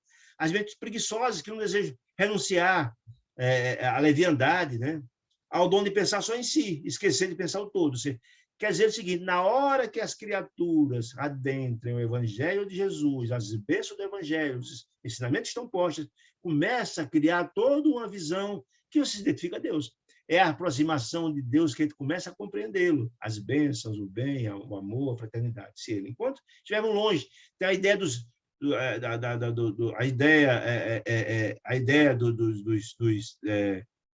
antigas dos deuses antropomórficos, né?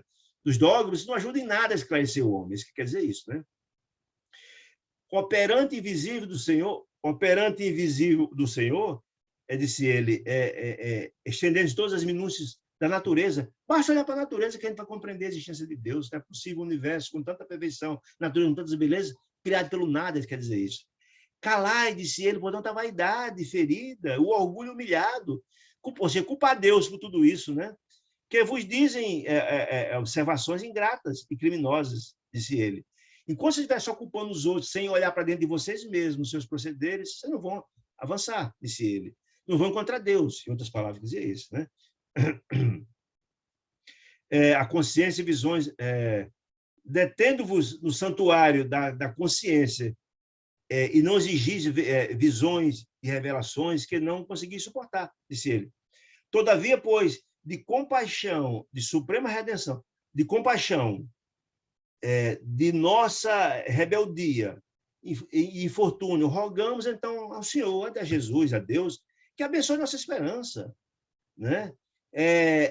Que nos ouve, famintos dos nossos processos de redenção, como nós, diante da grandeza da vida eterna. Ou seja, só há um caminho da gente fugir isso, que é renovar, nos transformar, fazer nossas reformas íntimas. É o convite que ele está estendendo àquelas criaturas para se renovar. Por outro, disse ele, por outro público, diz André Luiz, dito isso, essas verdades incontestes, a qualquer pessoa que tenha um mínimo de raciocínio seria vivas e convincente essa argumentação.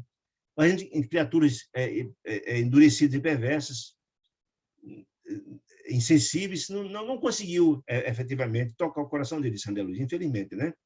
Para quem foram proferidas, né? Diante dessas explicações do padre Hipólito, né? Começou o coro sinistro, basta, fora, fora. Entre aqueles que surgiam atenciosamente do serviço, contemplamos inúmeros rostos angustiados. Ou seja, isso era das criaturas mais infelizes que guardavam aqueles ambientes de dor e sofrimento. Os guardas, os que comandavam. E as criaturas sofridas que estavam desejosas de transformação, André Luiz notava claramente os rostos angustiados de pavor, de medo daquelas criaturas que os menosprezavam, que os pressionavam, que os reprimiam, né? Aumentava-se o número daqueles guardiões daquele ambiente terrível, né? Porém, não se havia ali crianças, André Luiz não podia uma criança, mas velhos, adultos, em vários aspectos, né? Notava que a dissertação de Hipólito fizeram muito bem aqueles sofredores, a grande massa, né? Só aquelas criaturas revoltadas que não, os guardas, as criaturas que comandavam aquele sítio de dor, né? Muitos deles vertiam prantos copiosos. A mensagem de Padre Hipólito tocou o coração de muitos daqueles, né? Sem dúvida nenhuma. Contudo, impropérios e maldições cruzavam o espaço de quem? Daqueles guardiões, os que maltratavam, de que reprimiam aquele grupo. Os malfeitores não toleravam a nossa presença. Eles ficavam profundamente incomodados porque os emissários de Deus estavam tentando socorrer aquelas criaturas sofredoras que eles exploravam, maltratavam, etc, etc. Contudo, muito bem. E cada vez era mais feita as ironias que faziam, né?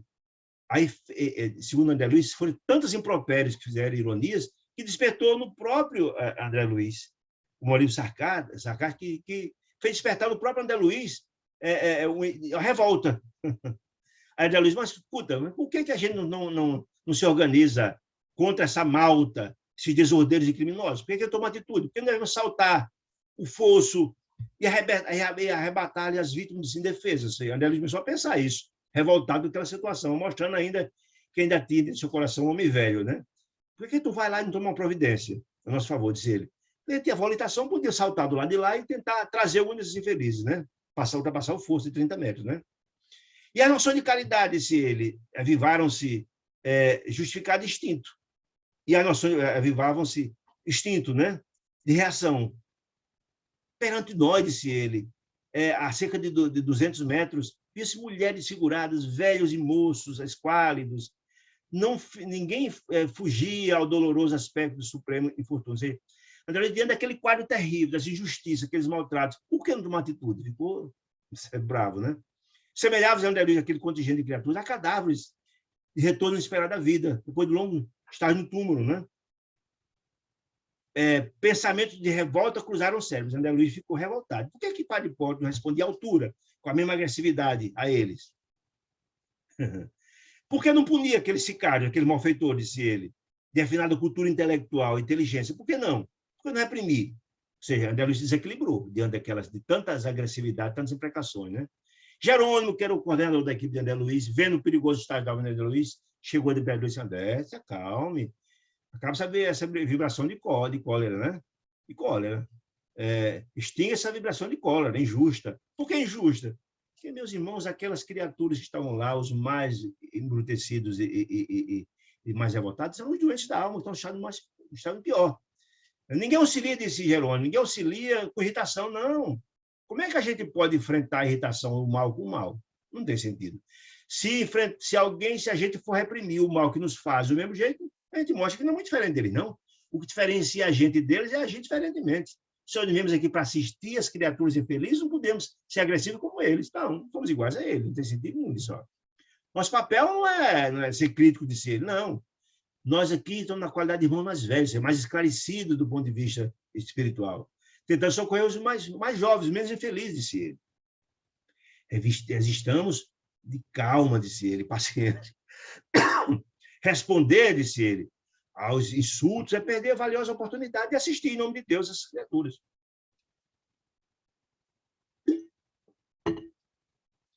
Hipólito, disse André Luiz, ou disse Jerônimo, não pode duelar verbalmente com essas criaturas, e nem Zenóbia, que coordenou o grupo, autorizaria, não. Essa violência, esse infortunado, não. Relegando o esquecimento sublime das oportunidades de praticar o verdadeiro bem. Não é isso, não. Modifica, André Luiz, a sua emissão mental. Ou seja, Jerônimo deu puxão de orelhas em André Luiz, que se desequilibraram diante daquelas imprecações, daquelas violentas postas, né? Para que não falte, mude sua emissão mental, disse ele, para que não falte a cooperação de que eles precisam, né? Guardam sua voz não para condenar, mas para edificar, para educar, para transformar, disse Jerônimo. Reajustei, disse André Luiz, rogando a Deus em preces, que mudasse forças para mudar aquele homem velho que gritou dentro dele, ainda que era um espírito em renovação, e todos nós o somos. Mas o homem velho gritou naquele momento de revolta, né? Que Deus tivesse piedade dele, né? Aqui coloco eu, não é possível vencer as trevas mandando mais trevas, mandando mais sombras. A única forma de vencer as trevas é enviando luz. Essa é que é a grande questão. Em últimas palavras, o que Jerônimo disse a André Luiz é isso, amigo. Não tem como a gente vir aqui, em nome de Deus, assistir as criaturas que estão nas sombras e mandando revolta, sombra. Não, você manda a luz. Com a evocação do plano superior, através da súplica da prece, André Luiz, que rapidamente chegou a compreensão, brutou na sua consciência uma nova visão, né? É verdade, como interpretar de si elas investidas de criaturas que já em si estão desventurados. Quanto mais agressivo, mais desventurado é, né? Mais sofredor é, mais ignorante é, né? Antes de tudo, necessitava de amparo e compaixão. Lembra de Jesus, que falava que os são não precisam de remédio, mas os doentes? Respondendo quando chegou na casa do fariseu, reclamando porque Jesus fora comer na casa de um coletor de impostos, os fariseus reclamaram, mas são os doentes que precisam de médico e não os sãos, né? É mais ou menos aí. É a mesma ideia, né? São eles, os doentes de assistência, não? Não havia recebido ainda, disse Jerônimo. Eles, aquelas criaturas sofredoras, não haviam recebido ainda, como acontecera a nós, a bênção da fé. Não, estavam aí ali envolto porque falta essa fé. As compreensões do desígnio da lei eterna, que é justa, do reconhecimento das próprias necessidades interiores, por incapacidade espiritual, ou seja, não ainda prepararam o coração para o plantio da boa nova da semente. Isso quer dizer, a lei eterna do reconhecimento, né? Sim. Blasfemaram e riam sarcásticos, disse ele. Desprezavam as dádivas sublimes, injuriavam a Jesus, disse ele. Esqueciam todas as considerações referentes à ordem divina, ao respeito humano. Era o estágio que ele se encontrava. Quer dizer, o puxão de orelha de Jerônimo André Luiz é para ele entender que aquelas criaturas profundamente infortunadas estavam agindo em conformidade com o seu estágio, disse ele, né?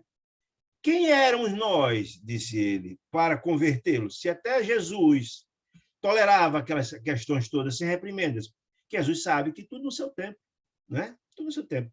Não lhe bastaria a limitação lamentável a que se entregavam? Quer dizer, não bastaria o sofrimento que já estão passando para ainda ia reclamar, ainda ia aumentar o sofrimento deles? Não. Não seria nunca adequado reprimi-los. É isso que Jerônimo está falando. Nos 5 esteios de sofrimento, e acoimados ou punidos pelo próprio desespero, já recebem punição, disse ele.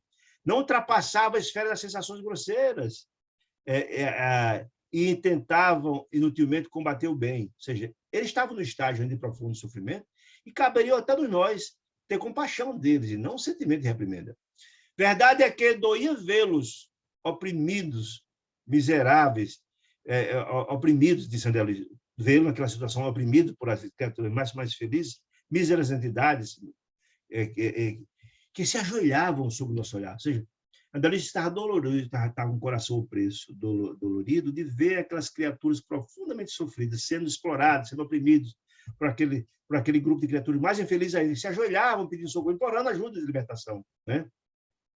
Entretanto, razões ponderáveis existiam, justificando a ligação entre os algozes e as vítimas. Ninguém está ali à toa.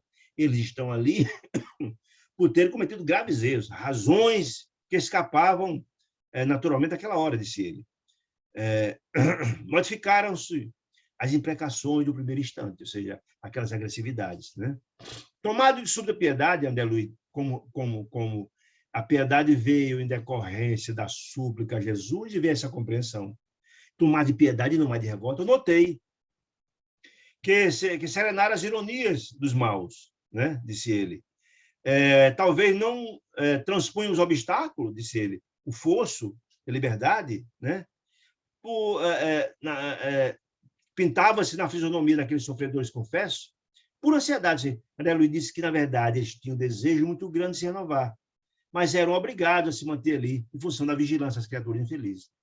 Aí diz que, nesse momento, uma pobre velhinha, desassombrada na fé, examinando os terríveis fatores que estavam acontecendo naquele momento, estendeu os braços esquálidos, em sua antiga concepção religiosa, suplicou: mensageiro de Deus, nosso Pai, designai retirar nesse purgatório, ou seja, era católico, certamente, né?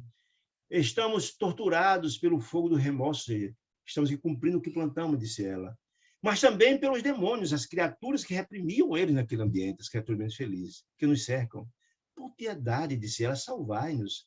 Fortes soluços embargaram a voz da senhora, mas ela continuou. Nossas faltas, disse ela, uniram-se aos espíritos perversos das sombras do abismo, ou seja, por sintonia, quer dizer, nós somos trazidos por aqui por sintonia pelo mal que fizemos, né? Somos pecadores, necessitamos de purgação, disse ela, de se redimir. Não nos abandoneis, faz um apelo àquelas criaturas, à própria sorte. Ajudai-nos em nome de Jesus, dizia a senhora, né? Por quem vos suplicamos a graça da salvação. Errei muito, é verdade. Ela estava pronta para renovar-se, para transformar-se. Ela tinha compreensão dos seus erros, que é um grande avanço, né? Entretanto, meu espírito arrependido, implora proteção. Não nos deixe aqui que eu não mereço, disse ela, com certeza é o paraíso, os céus, de jeito nenhum, emissário do céu. Mas concedemos resgatar as minhas dívidas, estou pronta, disse ela. Procurarei quem ofendi na vida terrestre e pedir perdão, me humilhar diante deles, né? Mudou-se de novo o quadro. Esse apelo dessa senhora, cheia de fé, estimulou aquele grupo de sofredores imenso a uma posição, disse ele.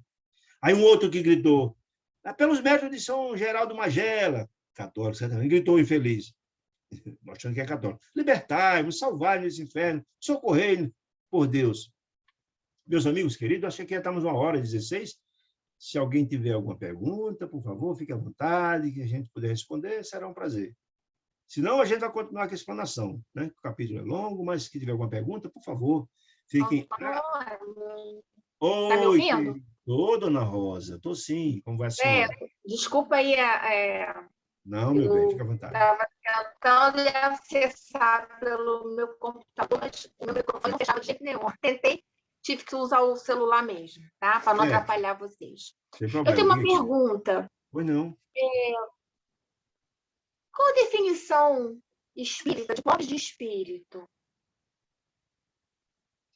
Porque nós temos definições de todos os credos, né? Qual a definição de, que eu não entendi. Qual a definição de? Pobres de espírito. Pobre de espírito? Pobre de espírito, você está perguntando? Pobre de espírito significa aquelas criaturas que estão num profundo processo de ignorância. Quando fala pobre de espírito, significa as criaturas que pobre de conhecimento da existência de Deus, de conhecimento da existência do Evangelho, que não tem compreensão de que existe um ser sublime que nos convida à mudança, à felicidade, que como somos filhos de Deus, como diz Jesus. Todos nós estamos fadados à lei do progresso. Entretanto, Deus podia ter criado todos nós já felizes, mas não foi esse a compreensão do Pai. Ele coloca todos nós à mercê e à possibilidade da felicidade, que a todos exige, a todos estão a nosso dispor, mas é questão de meritocracia. É preciso a gente conquistar essa felicidade. A renovação, através da prática do bem, do amor, da fraternidade, da caridade, da benevolência, da justiça e do perdão. Ou seja, a felicidade não cai do céu se você não merecer. Não era isso que as criaturas das regiões infernais acusavam os emissários de Deus, de serem privilegiados, como se Deus fosse parcial? Não. Ele estava ali já na qualidade de emissário de Deus, buscando acudir os menos infelizes, porque já atingiram um patamar. Vocês já receberam, já tinham uma compreensão disso. Então, essas criaturas que não atingiram essas compreensões, elas são pobres de espírito, por isso, são pobres de compreensão. Estão muito mais ligadas à animalidade, o instinto da animalidade, do que a sublimidade da grandeza espiritual. Estão no processo, longe do processo de humanização. Comete o mal pelo mal. São muito mais animal. Todos nós estamos no processo de transformação. Nós estamos nessa fase, saindo da animalidade para chegar à fase da espiritualidade, da humanização, ou seja, pensar antes de agir. E as criaturas que não têm esse filtro, não têm essa grandeza da alma, não têm esse conceito no seu coração, não têm esses filtros. É o homem velho gritando dentro deles. Na hora que deixarmos o Deus interior, não somos filhos de Deus? Não temos dentro do nosso coração uma centelha de Deus? Na hora que a gente alimenta esse Deus interior, que ele começa a crescer, a gente começa a renovar-se, a expulsar o homem velho dentro de nós. Quando ele fala os pobres de espírito, são essas criaturas que ainda não têm o espírito educado, renovado, são muito mais animalidade, são muito mais sombra do que luz. A senhora entendeu? Não estou ouvindo a senhora. Não estou ouvindo a senhora, tá? O som não está... Infelizmente, o som não está legal. Alô? Tá bom agora? Agora sim, diga, dona Ana.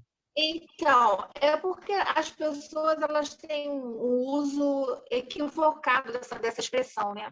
Pobre de espírito.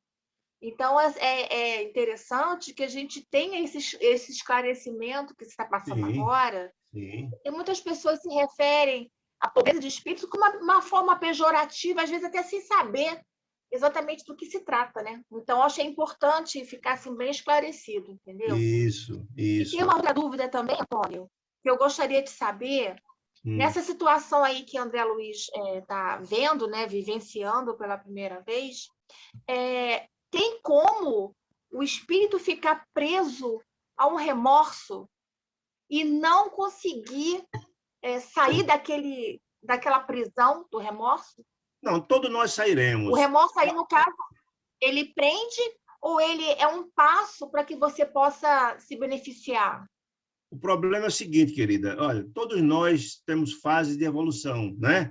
Então, ou seja, todos nós, de alguma sorte, com certeza já passamos por regiões também de tristeza, mas só se vive nos umbrais ou não, só se vive nas regiões infernais se você tem sintonia com aquele ambiente. Se você cansa de sofrer e começa... Olha, essa fala de pai de porta, aquelas criaturas infelizes, não tem aquela senhora que falou há pouco tempo, que admite seus erros, que deseja mudar, que deseja pagar o que fez. Ela está pronta para ser resgatada e começar o seu processo, como foi padre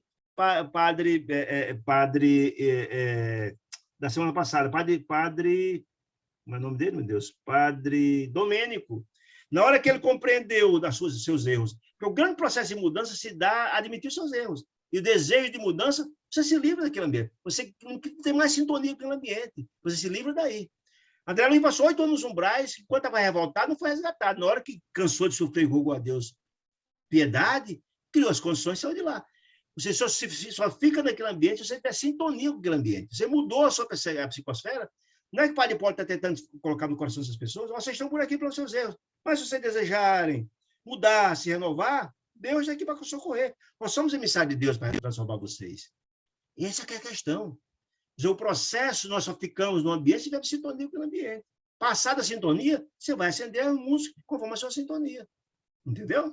Então, ninguém fica eternamente num ambiente como esse. Mas durará o tempo que for necessário. Enquanto você tiver sintonia com aquele ambiente, você continua ali. Lembra que ele fala que muitos que foram retirados contra a vontade, foram levados, voltaram de novo para lá? Já tem sintonia com o ambiente. Enquanto não mudar a sintonia, quando não mudar a sua psicosfera de percepção, continua lá.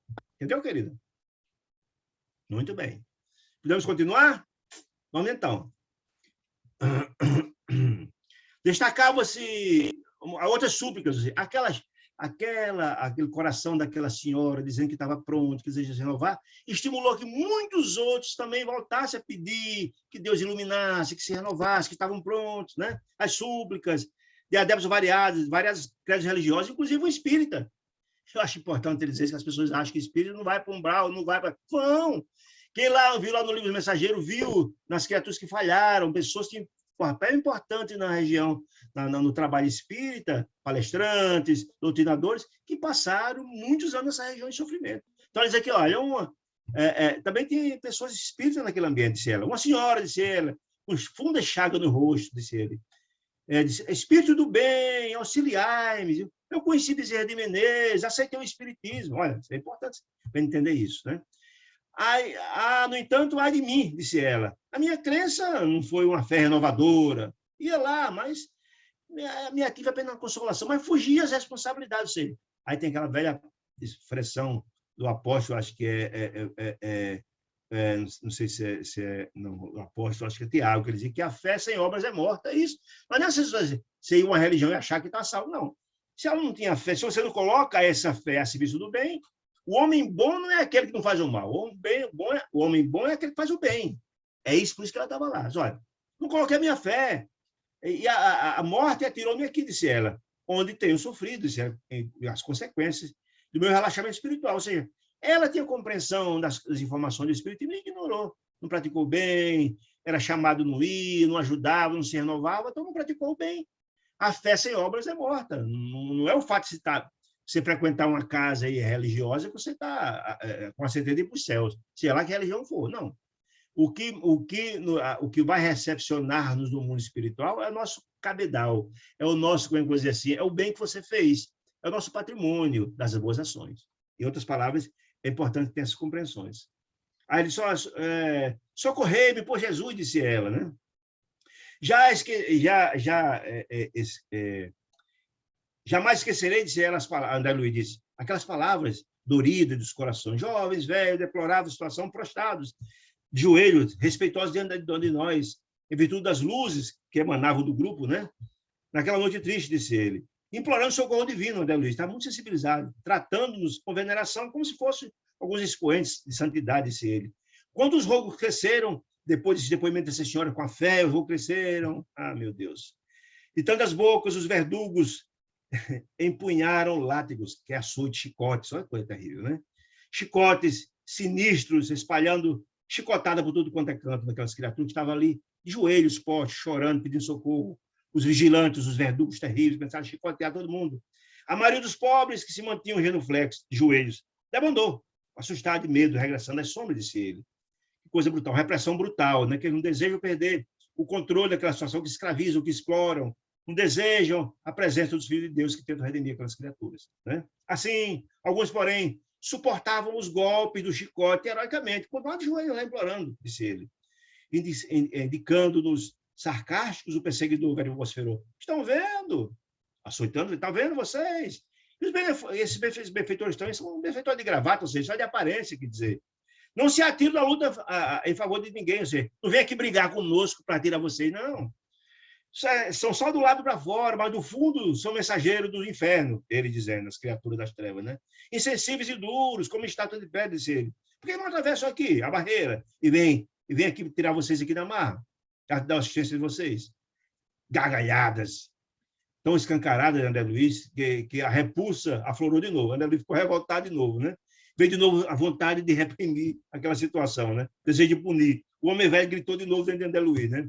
Abirando-se o plano do desequilíbrio mental, de André Luiz já estava de novo angustiado e revoltado. Zenóbia, a coordenadora do grupo, talvez com receio da reação do próprio André Luiz, né? Recomendou: amigos, tenham calma. Para que tenha um trabalho eficiente, tem que ter calma. Desespero não resolve nada. Ninguém se conserva, disse ela, desses abismos. Ninguém está aqui por ser anjo, ninguém está aqui por à toa. Está aqui é porque tem sintonia, que fizeram coisas terríveis, né? Ninguém tem sintonia com esses abismos sem razão de ser, disse ela, né? E convicta de argumentação firme, quando argumentando. Que seria de Jesus? Eu achei extraordinário isso. Que seria de Jesus, o Cristo de Deus, se abandonasse o madeiro que estava levando nas costas, na Via Cruz, na Via Dolorosa, o madeiro nas costas, no meio caminho, e entrasse em pugilato com a multidão? Se Jesus fosse brigar com todo mundo que estava lá, açoitando, cuspindo no rosto dele, não seria Jesus, não é? Jesus é misericórdia, bondade, etc, etc. Desespero não resolve nada. Imagina se, fazendo a mesma comparação, se Jesus saísse, estava sendo perseguido, se saísse do braço lá na tapa, não seria Jesus. Não. Jesus era moderação, era amor, era fraternidade. Não tem sentido nenhum.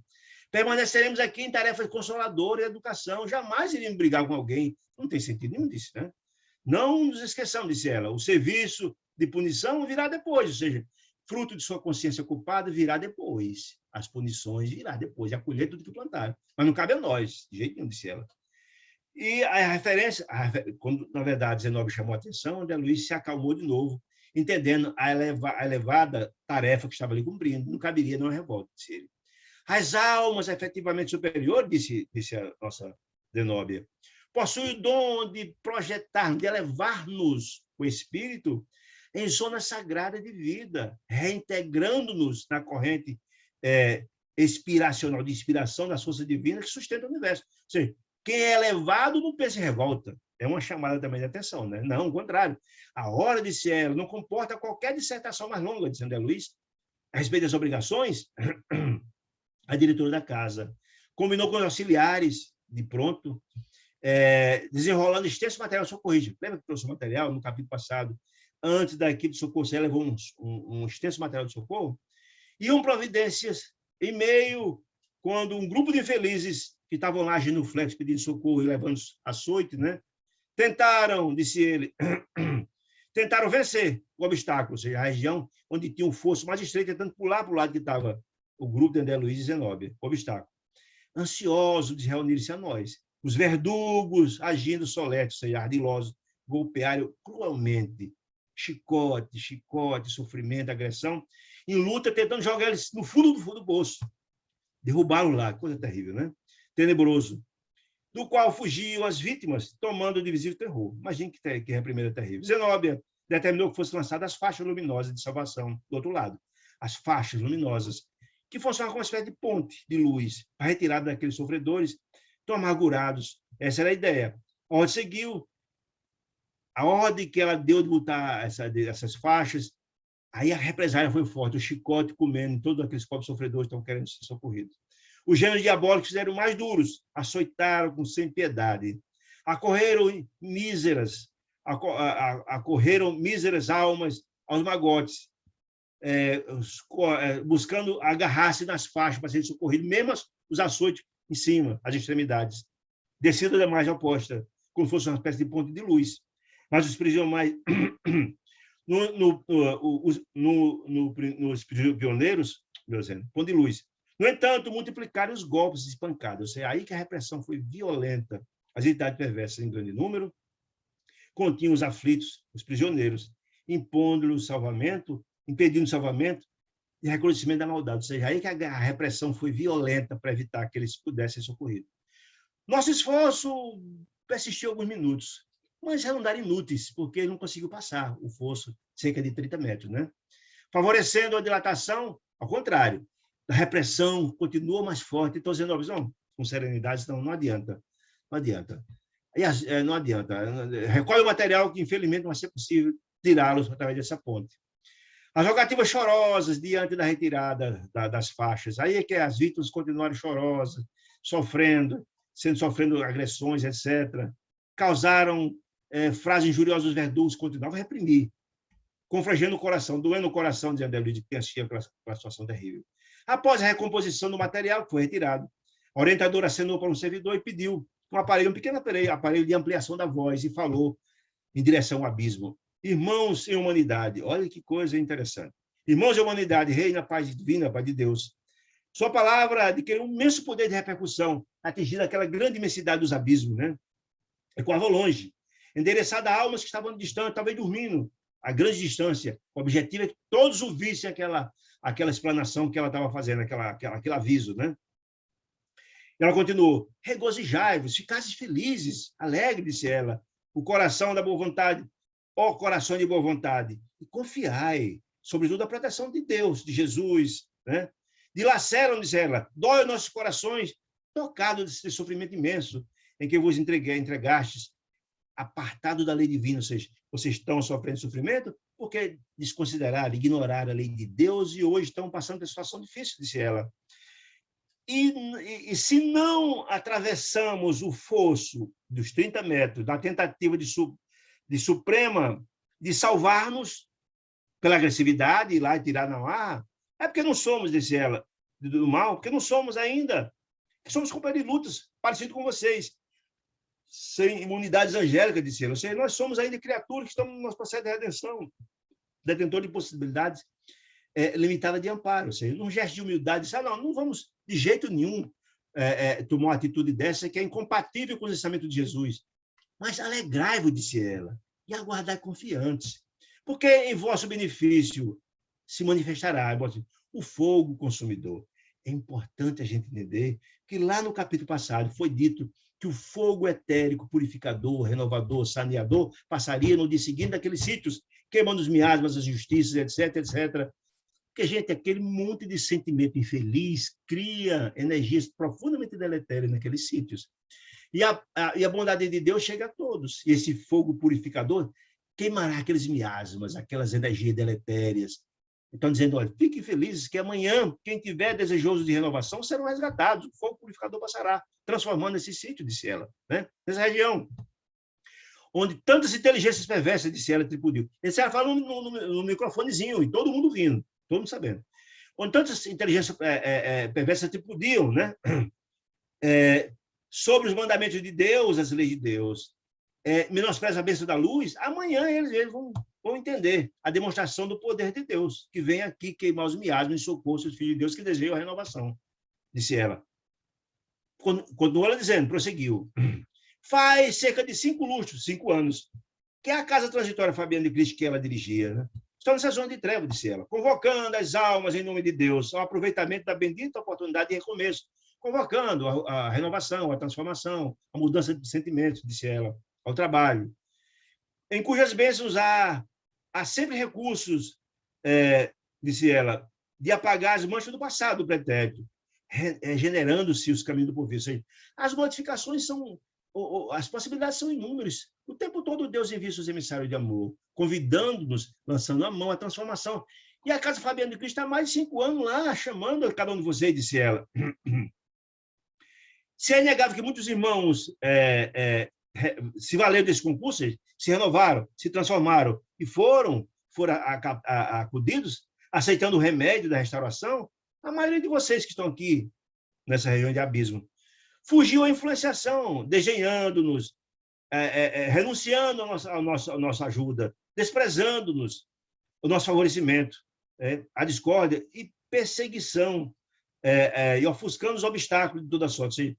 Ele está dizendo o seguinte: olha, a Casa Fabiana Cristo aqui há mais de 5 anos, buscando, em nome de Deus, ajudar, mas muitos de vocês ignoraram isso, ao contrário, menosprezaram, renunciaram a essa ajuda que, em nome de Deus, veio, disse ela. Meus amigos, o Pouso de Fabiano, já a Casa Fabiana de Cristo, continua convocando vocês à modificação até amanhã, porque amanhã passará o fogo etérico. E amanhã, a Casa Fabiana de Cristo, que é uma espécie de uma nave, sairá daqui. Até amanhã, quem desejar mudar, estamos esperando, disse ela.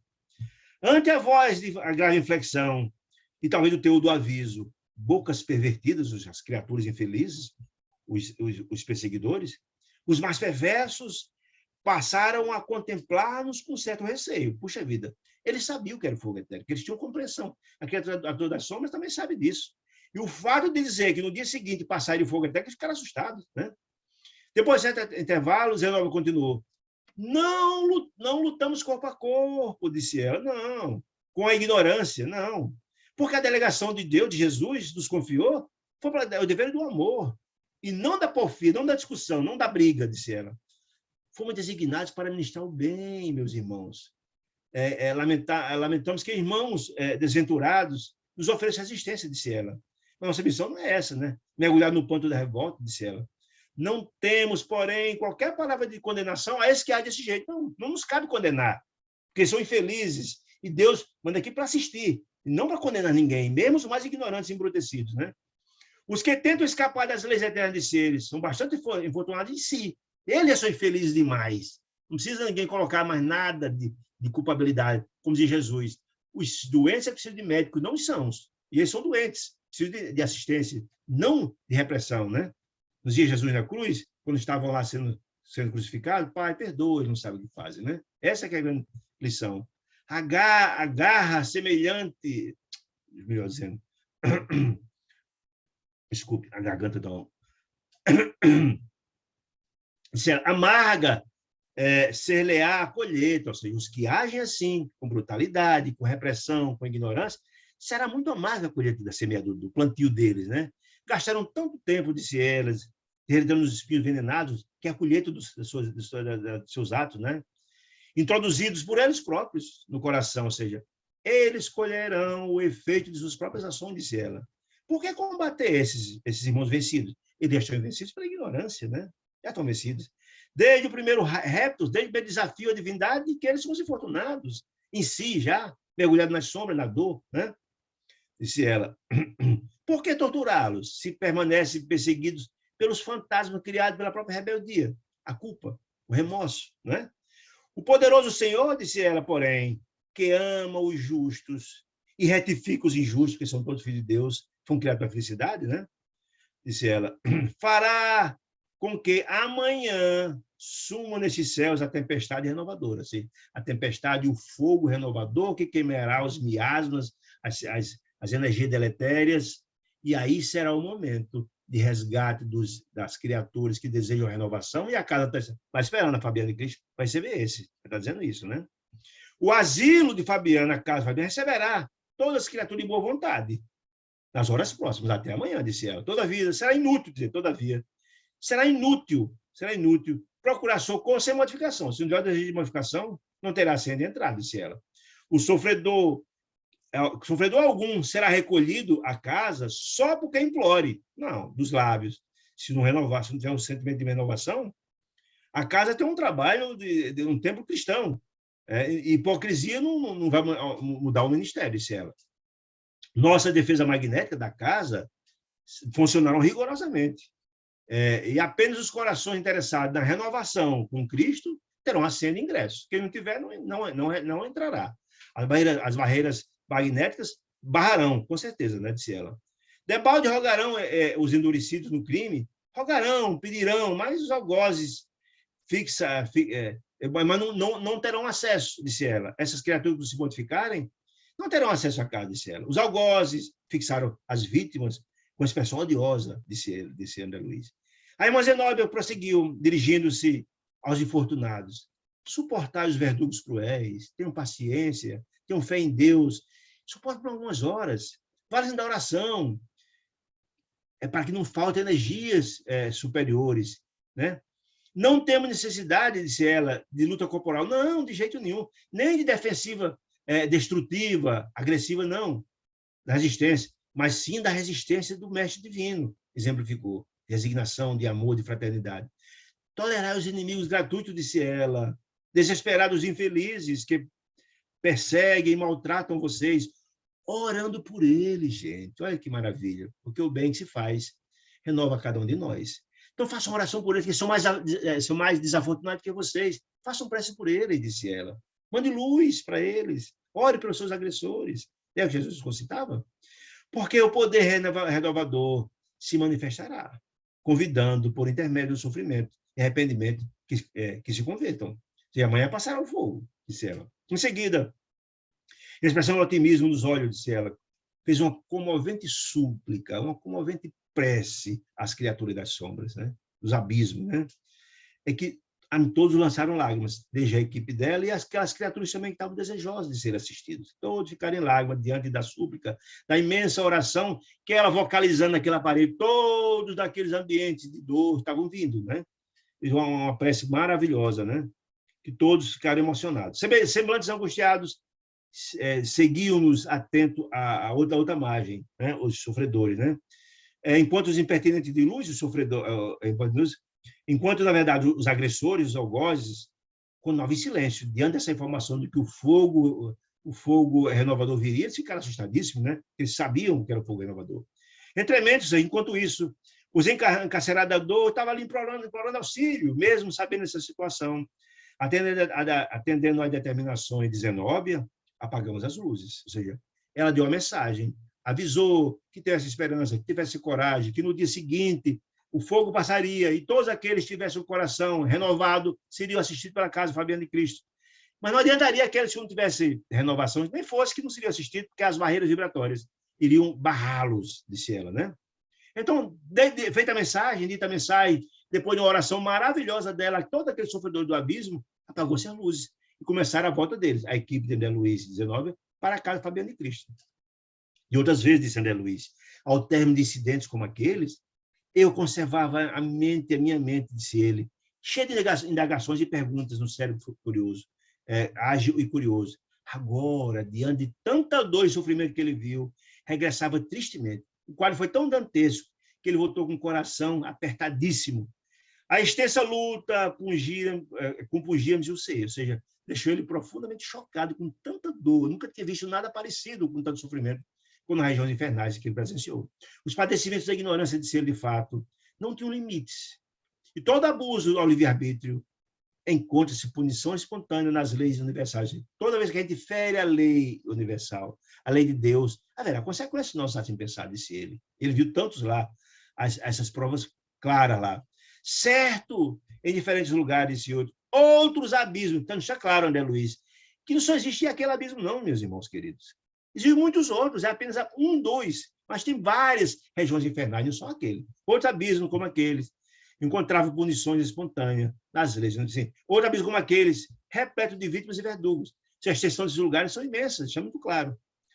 Também eu guardava em meu coração, disse ele, os sinais das vicissitudes humanas. Eu tinha compreensão das dores humanas, disse ele, porque eu também sofri muito, disse ele. Passou 8 anos no umbral, disse ele. Havia também feito muito sofrer. Ele tinha compreensão também de suas angústias, seu passado cheio de problemas, né? As lembranças, as reminiscências, disse ele, vigorosa da existência carnal, jaziam vivas de mim. Se as lembranças chegaram, de repente, ele também. Ele tinha compreensão de suas dores, seus desatinos, né?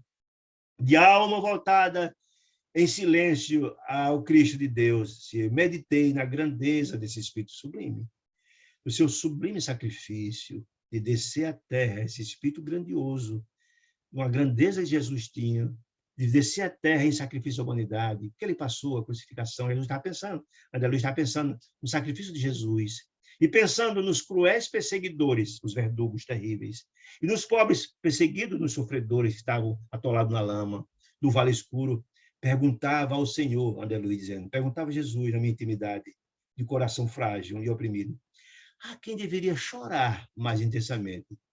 Aos sofredores, perseguidos, ou aos perseguidores? Essa pergunta ela é extraordinária, porque nós sabemos que quanto mais cruéis, quanto mais brutos, mais ignorantes. E quanto mais ignorantes, mais necessitam. É aquela passagem de Jesus, que não são os sãos que precisam de médico, mas os doentes.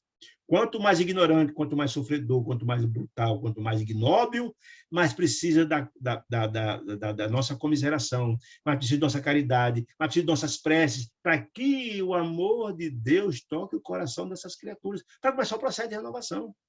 Volto a dizer, Deus é Pai de todos nós, ama a todos igualmente, mas não nos viola, não nos viola. Deus espera que cada um de nós tem um tempo, é tempo de plantar e tempo de colher, dizia Jesus. É o tempo de despertar. Ele espera que a gente comece a renovar-se. O livre-arbítrio está aí por essa razão. Mas todos são filhos de Deus. Por mais que cometemos nossos erros, continuamos sendo amados por eles. E a assistência chega a todos, inclusive as criaturas das regiões infernais, como terminamos de ver. Certo, meus irmãos queridos? Quanta informação interessante. Se alguém tiver alguma pergunta, por gentileza, será uma alegria poder respondê-las. Se não, é uma semana de muita luz, que Deus proteja e abençoe a todos. Agradecemos pela paciência e pela companhia generosa de cada um de vocês. Fiquem com Deus, muita paz.